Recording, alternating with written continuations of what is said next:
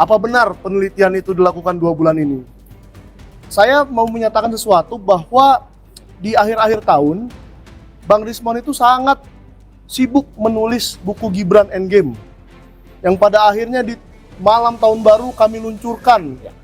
Malam tahun baru, saking sibuknya dia dan saking ambisius dia untuk menuliskan buku itu, karena isinya memang kenyataan, dan diantaranya adalah isi perjalanan Pak Roy.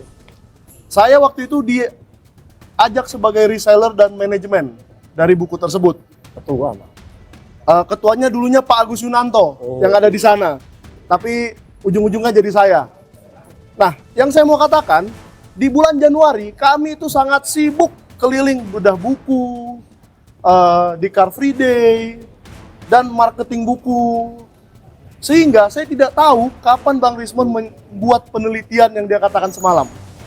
Saya hampir setiap hari bersama dengan Bang Rismon, dan saya tidak tahu kapan dia bisa meneliti sebagai dokumen-dokumen ijazah itu, katanya gradient, katanya translasi, dan seterusnya. Dan saya setiap hari bicara dengan Bang Rismon secara detail mengenai ijazah Pak Jokowi dan ijazah Mas Gibran. Sehingga kalau ada penelitian itu yang dimaksud, mungkin saya aja kali yang bodoh tidak mendengar sama sekali. Padahal setiap hari berada di sebelahnya. Dan yang saya mau katakan, di tanggal 18 Januari, sekitar tanggal segitulah ya, 1 hari sebelum bedah buku di Bandung, kami berkumpul sebagai manajemen, kira-kira ada 10 orang, dan malam itu memang Bang Rismon, saya lihat wajahnya agak berbeda dari biasanya.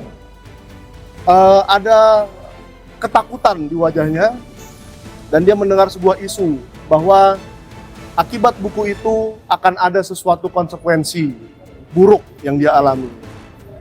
Dan dia menanyakan kepada kami bersepuluh manajemen yang waktu itu masih lengkap di Bandung, apa yang harus dia lakukan.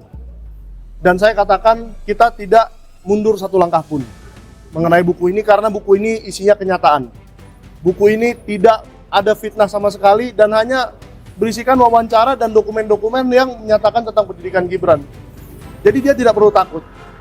Tetapi sejak hari itu, paginya bahkan, kami mendiskusikan untuk mengirimkan sebuah surat ke Bapak Joko Widodo di Solo, yang akhirnya tidak jadi. Tidak perlulah saya katakan surat itu isinya apa, tetapi mulai dari hari itu saya memang melihat ada sesuatu yang berbeda dari Bang Rismon yang saya kenal 1 tahun terakhir ini.